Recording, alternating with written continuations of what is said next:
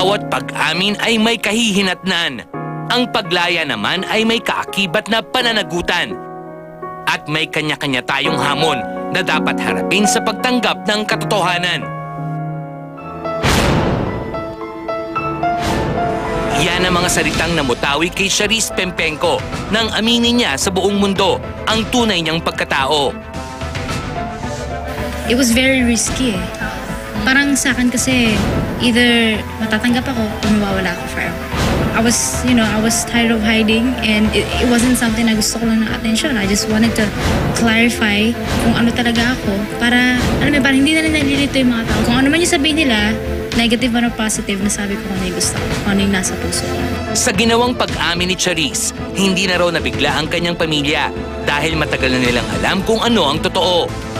Na matagal ko na pong natanggap. Nagsalita po ako kasi hindi ko na kaya yung inilalabas na hinuhusgahan ako na bakit hindi ko matanggap anak ko yun. Kung sino man ang unang nakakaalam nun, ako yun.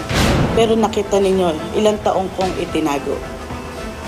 Dahil ayoko siya masira.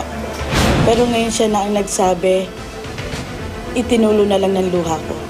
Dahil naramdaman kong hindi ako importante sa anak ko. Tanggap naman namin siya. Matagal na namin siya tanggap. Iniisip niya hindi siya matatanggap ni Mami, ganyan-ganyan. Pero sinabi, in-encourage ko siya. Sabihin mo kay Mami, pag hindi ka tinanggap ng buong mundo, sigurado ko tatanggapin ka ng nanay niya. Doon sa paglaladlad niyang yun para sa akin, pinuunawa ko siya. Ang problema, lahat naman ng tao, anak may kanya-kanyang nararamdaman at kasarian talaga. Kung siya'y ganyan man. 18 anyos pa lang daw si Charis ay nagpahiwatig na ito ng kanyang tunay na nararamdaman. Sinabi ko po talaga sa kanya, 18 ako. Doon na po ako yung, syempre po hindi po siya sumaayon doon, ganyan. Parang yung feeling niya parang roller coaster, okay siya, tapos biglang hindi, tapos okay siya. Doon po ako yung naging independent na tumira po ako mag-isa sa US. Yun po, on and off po yung communication namin. Kasi nga po, may maayos, may tas hindi. Pinakano po, ayaw po niya na gay ako. Dati, pag nasa Amerika siya, Mami, nandito na po ako. Andito na po, ina-update niya ako. Pero mula nang nag-18 siya, wala. Kahit email mo, kahit tatawagan mo, hindi siya sasagot. Hindi ko pinakikailaman yun. Mula nang nag-18 siya. May business manager siya dun sa Amerika. Sa financial niya na pera, hindi ako nagtatanong pagdating doon. Kahit na umuwi siya, hindi ako nagtatanong kung may pera siya o wala. Tungkol pa rin sa issue ng kasarian, marami ang nagulat sa revelasyon ni Mrs. Raquel Pempenco. Ako yung tomboy. At para sinunod ko nanay ko. Nasasaktan pa ako ng nanay ko. Magpakababae ka. 18 ako noon. Hanggang sa nireto ko ng nanay ko sa asawa ko, sa daddy niya. Sinabi ko naman yung kay Charis, sabi ko na-experience ko na rin yan. Pero nagbago ako. Kaya ko eh. Pinaya niyo po magbago talaga? Pinaya ko kasi nanay ko eh. Ayoko masaktan, ayokong masaktan nanay ko. Kaya nga sabi, mana lang sa'yo anak mo. Ewan ko kung napanood mo yung interview ng mami mo na umamin din siya na she's lesbian. Na, di ba? Ang mami mo, umamin din na lesbian siya. Ayun, sinasabi niya sa akin na dati daw medyo boyish din daw siya, ganyan.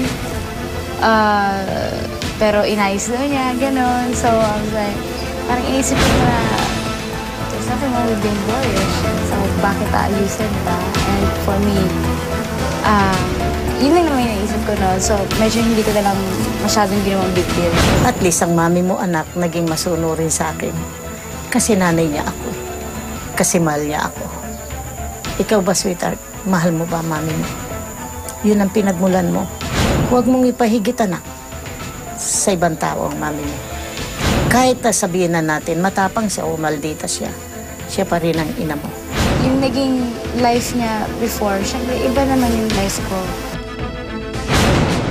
Sa pagbabalik ng Star Talk, alamin ang katotohanan sa likod ng pag-alis ni Charis sa poder ng kanyang pamilya, ang kanilang estadong pinansyal at ang labis na pagtutol ni na Mami Raquel at Lola Tess sa pakikipagrelasyon ni Charis kay Alisa Quijano. Hindi ko siya matatanggap kahit kailan. Sinabi ko kay Charis, maraming babae. Marami kang mapipili kung gugustuhin mo, pero ayaw ko kay Alisa.